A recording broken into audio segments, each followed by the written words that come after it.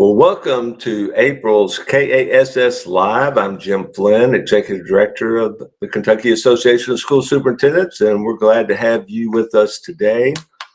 And we're glad to have our guest. In 1979, a young social studies teacher and baseball coach walked into Columbine High School in Littleton, Colorado, and never really left. He had no way of knowing that the school he walked into as a 22-year-old would become the place where his life's most important work would unfold. Over the next 35 years, he would grow from teacher and coach to dean, assistant principal, and ultimately the principal who led his community through one of the darkest moments in American education history. But what defines Frank DeAngelis isn't just what happened on April 20th, 1999. It's what he did after. He stayed, he rebuilt, he led, and for the past 25 years, he's carried two convictions into every school district and community he's served across the country and the world, for that matter, that the work of safety begins long before a crisis arrives, in the relationships, in the culture, in the daily acts of connection that make students feel known and valued. And that when the unthinkable does happen, the strength of those same foundations is what determines how a community survives and heals. Frank DeAngelis, welcome to the show. Thanks for having me. Kentucky has a special place in my heart. I've been there several times and got an opportunity to work with you, and you're doing incredible work. So this is quite an honor to have me here today. Well, we're glad to have you, and we're so grateful for our good friend John Akers at the Kentucky Center for School Safety for connecting us with you, and to have you come and share. 27 years later, what still keeps you coming back to this work, and what do you hope school leaders take away from your story? Well, I think the important thing is I can remember receiving a phone call from Bill Bond, who was a principal at Paducah High School, or Heath High School in Paducah. And he called me, and his shooting occurred, I think, on December 7th, 1997. And it was one of my first phone calls. He said, "You don't even know what you need, but here's my phone number." And I remember that so vividly. And I kept thinking, I hope I never have to make that phone call again. And unfortunately, over the years, probably 25 to 30 times I had to make that phone call. And one of the first responses, "I can't believe it happened here." And if you would have told me 27 years ago that a Columbine could have happened at Columbine, I would have said no. I mean, I was a part of that school, one of the top schools in the state of Colorado, and it was tough. And even now, people tell me, they said, "Frank, you've been talking about this for 27 years, almost 27 years, but these events continue to happen." But I said, how many have been stopped by things we have in place that we didn't have in place then? We don't hear about those in all the things we're doing. And I can remember right after someone asked me, they said, "What are you going to do?" I said, "What are we going to do?" And I think that's what I've seen happen over the past 27 years, all of us coming together with school officials, law officers, firefighters, and they're all of our kids. And I think that's the important thing. Yeah, yeah. Well, and it's so powerful to think about. It's so difficult to measure what you prevent, but Yeah. prevention is the magic. But when you walk into a district or a school after a tragedy, and then you compare it to the schools you've seen that were most resilient, what separates them? I I think one of the most difficult things is keeping people together. As a matter of fact, I spoke at a conference yesterday in Colorado, and that was one of the things I said. One of my most difficult things as a leader is keeping us together. And I think if we think back to the pandemic, we were all in different places, and all of a sudden our lives were out of control. And I think that's one of the most difficult things, because you're going to have some people that say, "We need to talk about it. We need to talk about it." Others are saying, I'll share an example with you. When we went back to Columbine, we had to wait 2 weeks, and people said, "Why?" And we didn't go back to Columbine because our building was destroyed. So we went to Chatfield, but we waited 2 weeks because we had 13 memorial services we had to go to. And the last thing that I wanted our students and our staff to do is go to a memorial service and then go try to learn math and science. But one of the counselors or behavioral scientists said that when you go back your first day, you need to be with the kids you were with, the people you were with when the shooting occurred. And so I was with 25 girls, and I could share that story a little bit later if you're interested. But I had a teacher, and he was an algebra teacher, and he was a friend of mine. We grew up together. And the last time he saw the kids, they were running out of the building as shots were being fired. First day back, Algebra 1 kids, the first thing he said, "Where's your homework?" Kids start crying. They run out of the office. Phone starts ringing. Parents said, "What kind of teachers do you have at that school?" And when I called him into my office, I said, "Joe, we need to work on your empathy skills a little bit." And he started crying. He said, "Frank, you don't understand. If I talk about it, I'm never going to be able to teach at this school again." And that's when I realized everybody was in a different place. And how do you meet the needs of everyone? And I think that's important. Mhm. Well, for a Kentucky superintendent or education leader watching right now, what does a protective culture actually look like in the day-to-day life of the school? So what would I see walking into that school, Frank? I think it's about relationships, relationships, relationships. And I think a lot of times what happens, and this was an eye opener for me, after Columbine, when we went back to Columbine, I said we were probably the safest school in the world. I mean, we had cameras, we had security people, and some students walked into my office when they said, "Mr. D, we know you love us.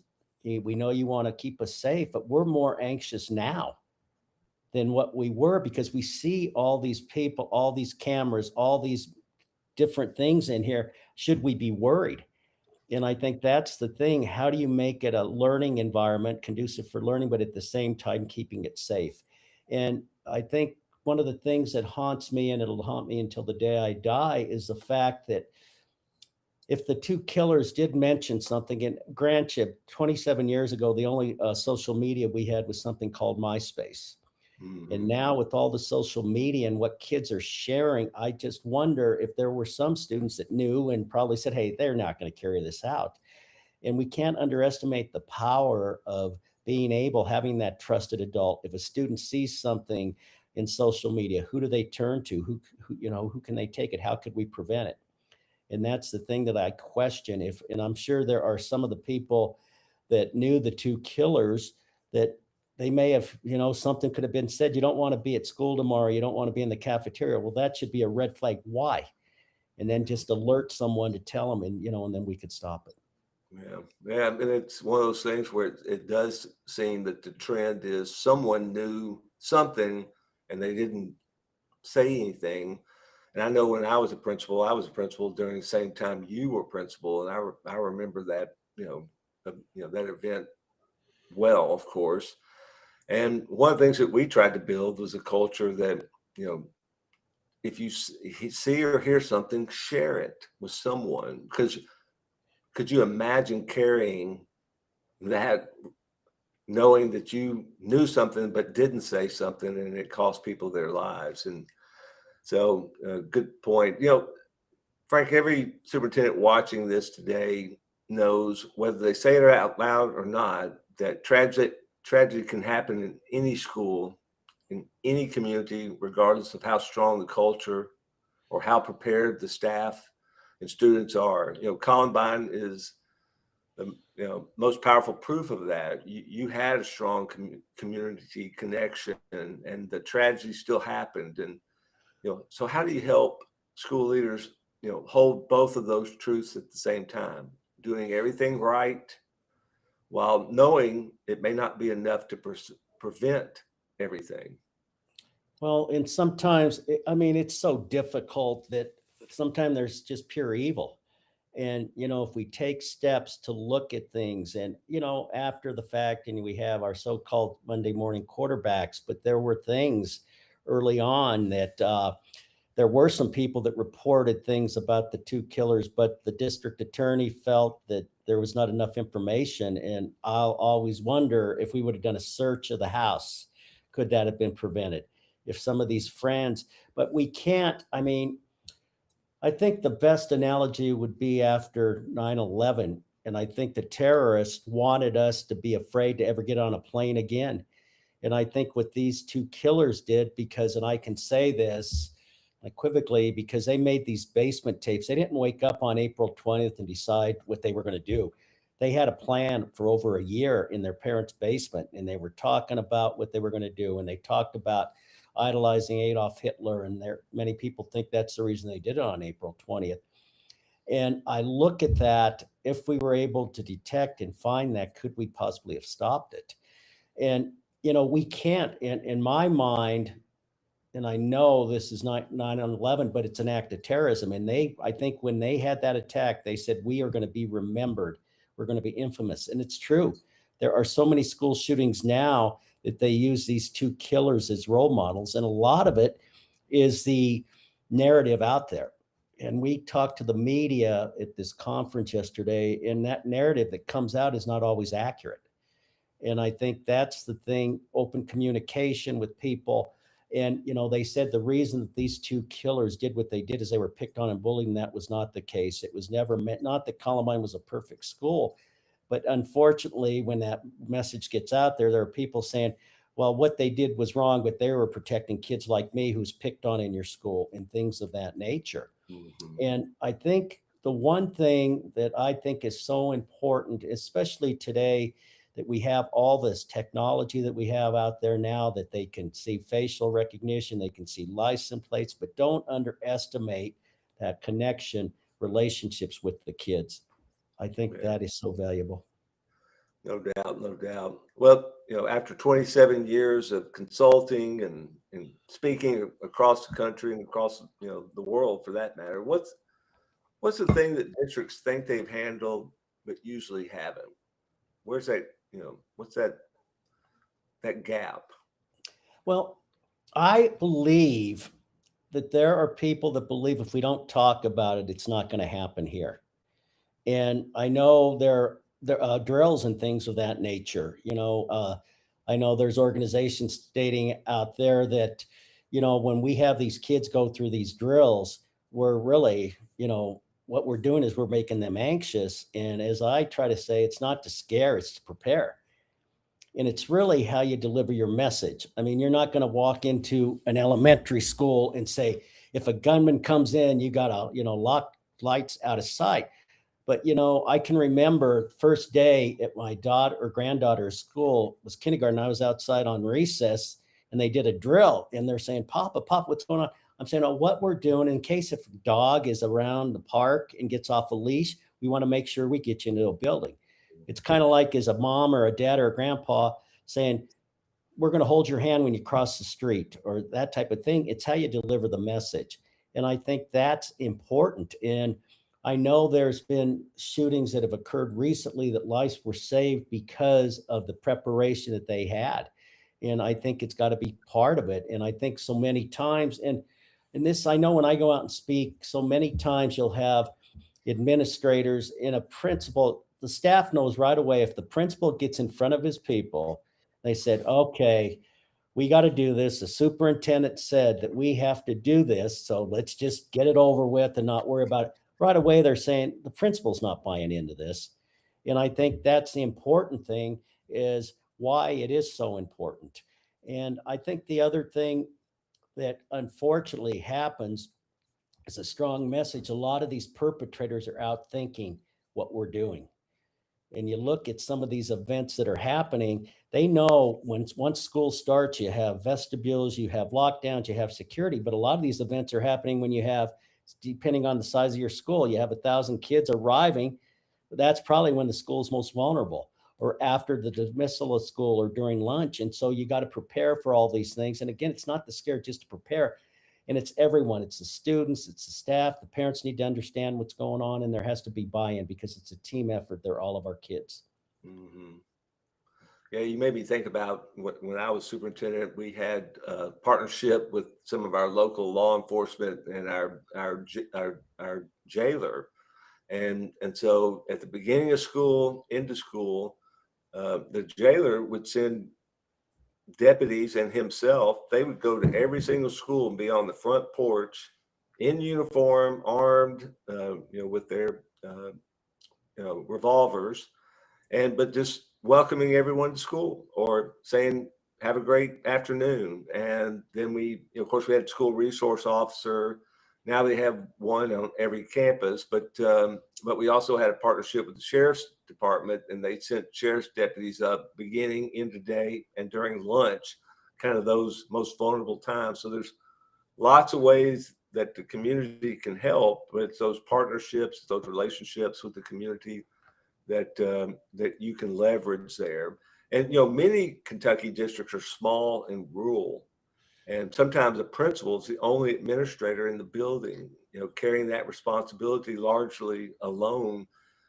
I know you probably in your travels have seen those small, rural schools. What's your message specifically to leaders that live in small rural communities, because it can still happen there too? Oh, big time. And I can remember I was on a panel with someone, and it was brought up that someone said, what's your belief about arming teachers? And for me, my first response, again, I'm from a large suburban high school. I said, there's some teachers I don't trust with a sharp pair of scissors, alone a gun. And I said, here's the reason. And I gave myself as an example. I said, when the tragedy happened at Columbine, I came out of my office and I'm encountering a gunman. He's pointing a gun at me. And I looked at him, and all of a sudden he's firing at me. I go to save some girls. And if I would have been carrying a weapon, if I would have tried to do something, I don't know, he was still one of my students. And I would have said, Eric, what are you doing? Put the gun down. Come on, there's got to be a better way. Let's talk about it. He would have, good possibility, he would have shot me, and I would have endangered those 25 girls that I was able to get to a safe place. And when I talked to a police officer, they said, when we go in, we're going to stop the threat. You don't have that mindset. And I don't know how many teachers or even principals would get in knowing if there's an event that you have to, deter it yourself. But there was someone from a rural community and said, Frank, you don't understand. We don't have someone coming on campus for 90 minutes. And he said, in our situation, and this is when I go out and speak, I said, every situation is different. That in these rural communities, you are training. You may have ex-military, you may have ex-police officers, that they're there, that they can protect and serve. And so I think one size does not fit all. And I think so many times we do invite, and we have gone out to rural communities to address some of these issues, because it's going to be different in a large city or a suburban area, things now. And as you stated, it could happen anywhere, but we're seeing more and more it's happening in a lot of these faith-based communities, that are happening now. And you would think, how could it possibly happen in a place of faith? But it is. Evil wins out everywhere, and we got to do whatever we can to make it as safe as possible. And I think those rural communities, so many times they can't make it up, but instead of them coming in, what about people going out to train them and work with them? Yeah. Well, we're fortunate in Kentucky that, more and more schools are able to add a school resource officer, maybe through those partnerships like I described earlier. And then of course, there's lots of technologies on the horizon that are coming and are being utilized. And so thinking about school safety technology and how that's evolved dramatically over the years, where does it truly add value? Where does it create a false sense of security even? I know you talked about earlier, the kids, when right after this, they came to school and were like, some of this makes us feel less safe and more anxious. And I know there's a way, there's an attempt to thread the needle, so to speak, to, leverage the technology that are available, but at the same time, create a learning environment that inspires kids to learn and be part of the community. Well, and I think what we have is, for example, in Jeffco, and we're a pretty large school district, Jefferson County, where Columbine is located, but all of our campus supervisors have access to live stream so they can see the halls. They can see things, and it's just preparing people, if something does not seem right. I think that, we have 24/7 security cameras that we have someone that is looking at that. We have alert systems now that we did not have in place, that teachers, if they see something happening, and it's like I said, it's not just one person's responsibility, it's everything that they can tap. If there's something, what do you do with some of these things if there's something happening outside? So we look at technology that we did not have. Back when Columbine happened, the only drills we did were fire drills. And now you look at the technology that we have, as I stated earlier, and there was a representative out there yesterday talking that they can see facial recognition and body movement, things of that nature, and it's training the people, to maybe prevent some of the things that could possibly happen that we did not have in place. Prior to Columbine, people just walked through the doors, parents, and we're even talking stuff that it does not have to be a school shooting, but it could be a domestic violence, or it could be a custody thing. How do you stop those parents from coming in? And something that I talk about all the time is during the school day right now in Kentucky and schools around, you have teachers there, you have administrators there, you have SROs there. But a lot of times, especially with high schools, those schools are open until 11 o'clock at night, that you have kids that are involved in play practice or, basketball or whatever the case may be. How vulnerable are they then? And it's teaching. I mean, it's important, all the technology, but it's the simple things that telling kids, do not prop a door open, well, that type of thing. And I can't tell you the number of times I'll go to campuses and someone will see me walking and kids are just trying to be nice. They said, "Sir, you can come in this door." And I said, "I greatly appreciate that, but you don't want to do that." And I kind of explained why. And so I think it's just education, because I really do believe that people feel if we don't talk about it, it's not going to happen. And Yeah, unfortunately, that's not the case. yeah. Well, and I know, we're in a budget cycle in Kentucky right now, in fact, and so there are very limited resources, and superintendents are having to choose. They and their teams are having to choose, what do they invest in? People, invest in technology. How do you balance those investments, and what would you advise? Excuse me. One of the things, and that's such a valid point. And when I try to talk to school boards and superintendents, if you could have a budget that is for school safety, that is not going to be buying, for technology or staffing for teachers, because the argument's going to be, how many shootings occur? I mean, what are the odds of a shooting occurring in a building? But, these kids need to learn on a daily basis, and that's tough. And so all of a sudden, do we have $1 million for school safety? At that time, we're going to cut 15 staff members, and people are going to say, we need the staff members. And I think when you got to pick and choose, and so one of the things that we try to do is set up a budget that is just strictly for school safety, that you're not pulling away, from whatever the case may be, technology or staffing or things of that nature. And I think a lot of times, if you even go out to the community, and whether it be a mill levy or something of that nature, or one of the things that we have the most success with is, it was several years ago, right after Columbine, we had a bond election, and the superintendent school board went out and said, because a lot of times with mill levy, there's a lot of subjectivity, well, oh yeah, that money's going to go to give teachers raises or administrators raises. But if with the bond, if we raise $15 million, we're going to be able to revamp a school. There's actual physical evidence, and one of the things that the school district did a great job with is they said, now what we want to do is pass a bond that we're going to be able, the teachers will be able to lock their doors from the inside, because that was not happening when Columbine. And unfortunately, you could tell teachers to lock their classroom doors, but in high school, they're saying, kids arrive late. If they go to the bathroom, we don't want to disrupt class and have to do it. So now all the schools in Jeffco have doors that lock from the inside. And so if for some reason there's an event that happens, they could lock those doors. And that's the thing, that so many of these events now are over within 3 to 5 minutes. And what these shooters are looking for are soft targets. And so if there's classrooms open, things of that nature, but if we train and we could lock from the inside, it's little things like that. But we have to tell the teacher, or we have to do it for the community, saying, this is why we want to do it. It's how Yeah. you deliver that message. Well, in Kentucky, the law requires that the classroom doors be locked during instruction, and that's been somewhat controversial in some circles. But John Akers will emphasize there's never been a shooter who's penetrated a locked classroom. To your point, they're looking for soft targets as fast as they can, and so that's a big one as well.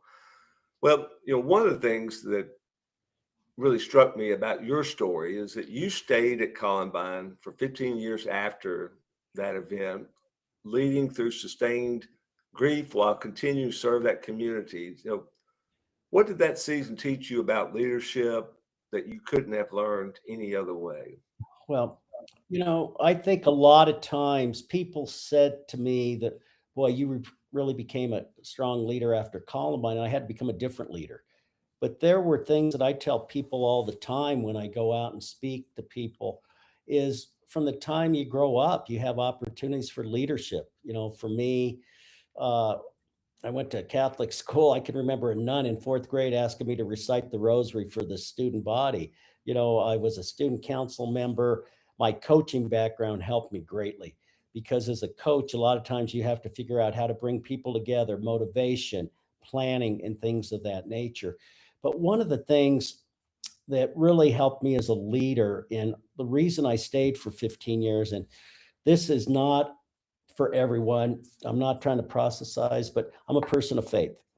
And, I was really, really struggling in a cradle Catholic. I was struggling for the first time in my life, questioning God and things of that nature. And I look at it just to kind of fill you in on where it really hit me hard is when I came out of my office, the gunman was coming towards me, and people said, "Why did you sprint towards a gunman?"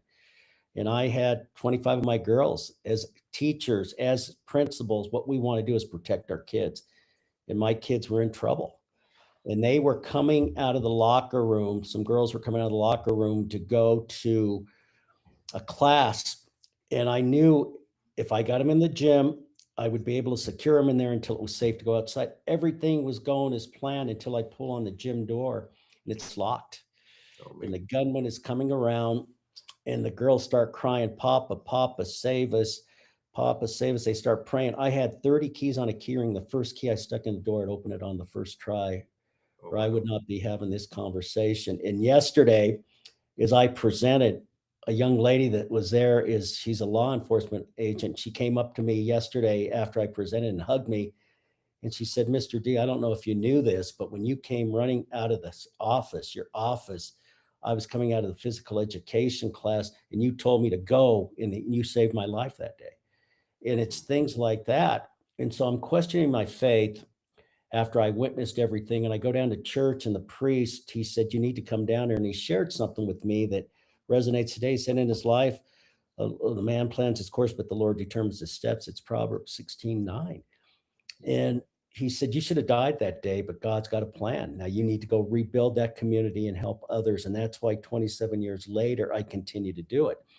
And originally, I was going to stay for 3 years until the class of 2002 graduated. I would have still had about 15 years left before I could retire. And I kept hearing those words echoing in my mind to rebuild that community.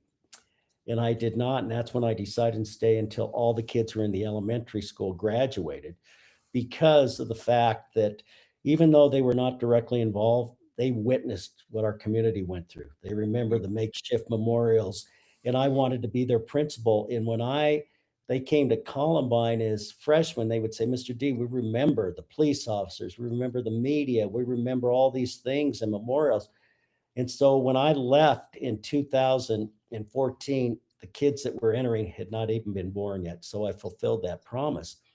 And even now, I've been retired for, well, it's going on 12 years, that I want to continue to help people.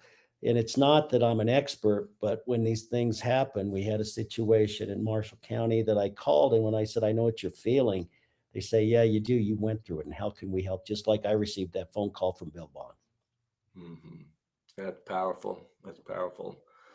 You know, and one of the interesting things is that you stayed, and I think when you and I talked, you said a lot of staff stayed, and is that typical what you see nowadays? What typically happens, and and we don't want to, you know, think the unthinkable could happen, but we also, you know, realize that it can happen anywhere, and preparation and prevention are the best bets. But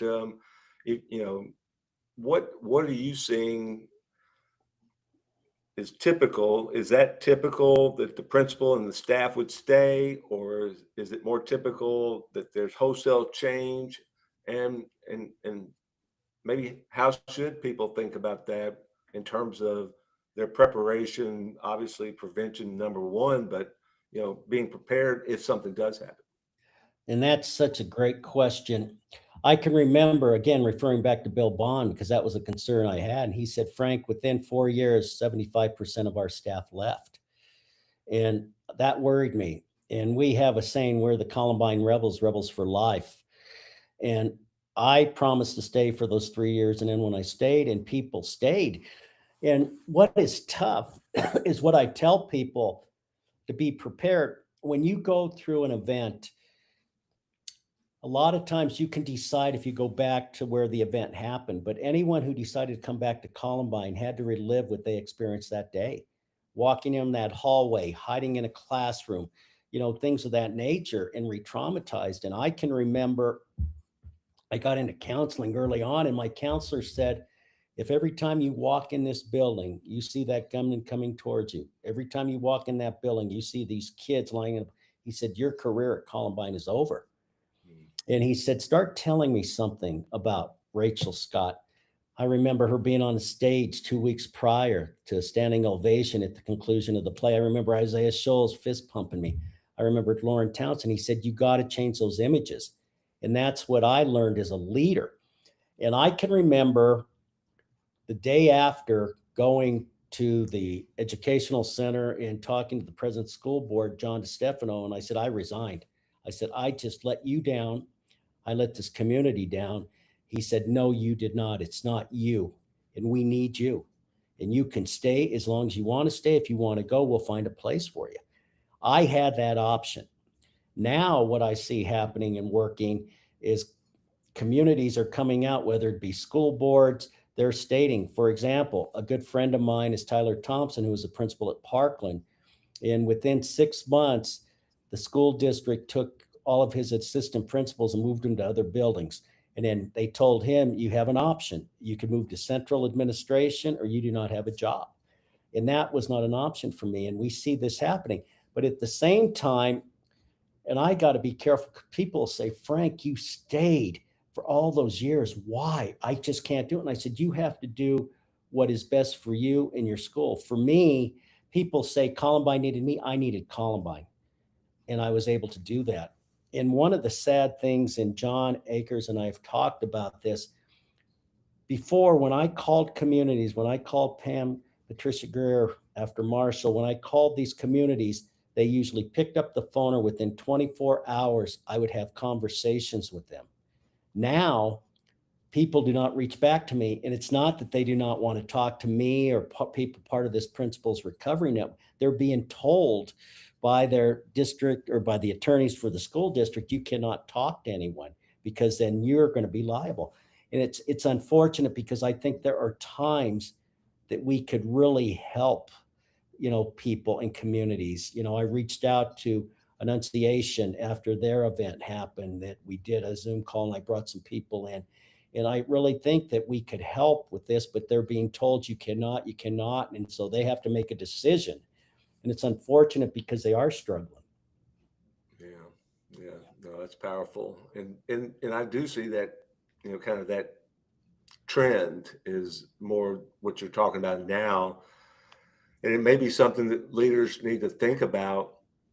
What is the best way to, navigate those very complicated issues from, potential litigation, but also how do you help your community heal, and those people that experience that heal. So, well, what do you wish school leaders ask you more often, maybe that they typically don't? That's, I think a lot of times they're afraid of feelings and things. They don't ask it in large group. And a lot of times I can't tell you the number of people that come up to me after a presentation or when I'm about, because a lot of times when I go out and work at conferences, I can't tell you the importance of people just one-on-one conversation. And I think that's important, or sharing information. Here's my number.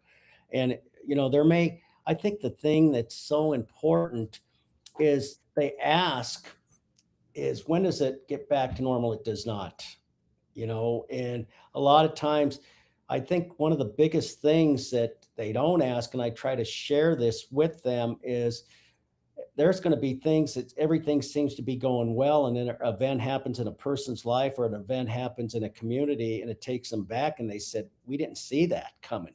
We prepare, for what's happening now a year from now, but we don't anticipate.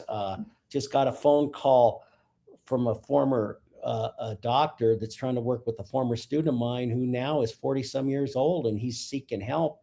He's in trouble. It's the long-term effect. I coined a phrase that it's a marathon and not a sprint. And you're not going to wake up some morning, it's going to be back to what it was. And it's just, and that's the other thing that's so important. People are saying, well, what about, I said, let's take it day by day, because what's going to happen now, what you're trying to plan for now, and you want to look ahead, but at the same time, things can change, and it's tough. I think until you're actually, no one ever anticipated, because like I said, when we opened up this conversation, if you told me a Columbine could have happened at Columbine, I would have said, no way. Yeah. Yeah. Well, what you've shown us today is the most important safety investment any leader can make is knowing their people and being known by them. And certainly, you're a very authentic person. And Frank, thank you for carrying this story for 27 years and turning it into something that makes every school safer. And so I just wish you Godspeed, and so glad you're continuing to do this work. And thanks for spending a little time with us Thank you. today. And I'm sure I'll see you in Kentucky. John and I, we do some work together, and I greatly appreciate it. And thank you. They're all of our kids, and just appreciate all the work that you do as superintendents. And, right now, I'll share this. I don't mind being old, because times have changed a little bit, and what your job is now. And I know John and I talk about this all the time. It's a lot different than when we were teaching and coaching and principals. It's changed, and I just applaud you. Just don't give up hope, and build upon the positive, and don't dwell on the negative. Yeah, yeah. Well, no doubt that those are words of wisdom and words to live by. And thank you so much for joining us. And we hope to see you in Kentucky again. You're certainly always welcome to come and see us at one of our statewide convenings. We'd love to have you. We always have John and his team come, and school safety is paramount to everything we do. And we would welcome you anytime, Frank. So Well, thank you thank you so so much. much. Enjoy the And rest of here's school. Dr. Owen Saylor. He's going to wrap us up. Dr. O.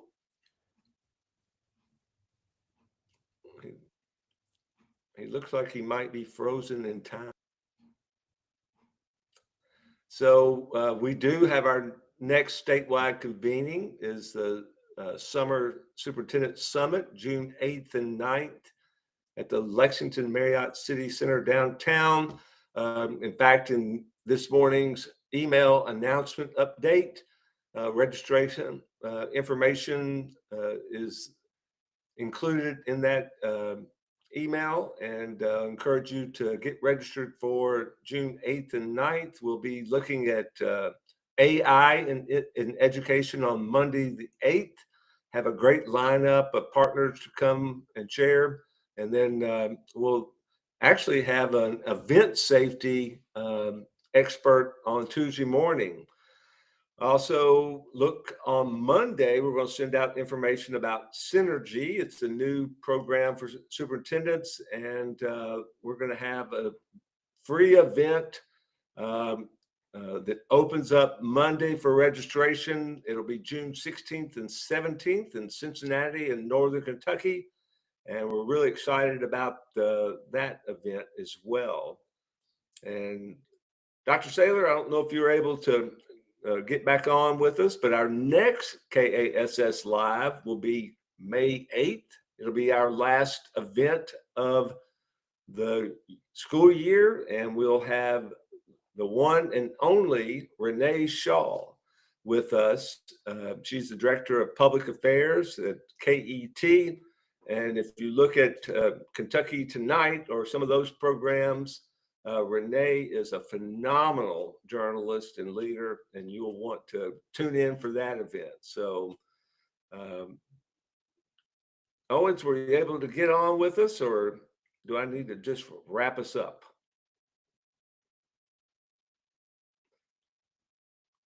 Well, it looks like you're still frozen in time. So anyway, thanks for everything you do for us, Owens. And again, Frank, thanks for joining us. And we appreciate John Akers and team for helping connect us with Frank DeAngelis. And wish the rest of you all the very best, and look forward to seeing you next time on KASS Live on May 8th with Renee Shaw. Thanks and take care.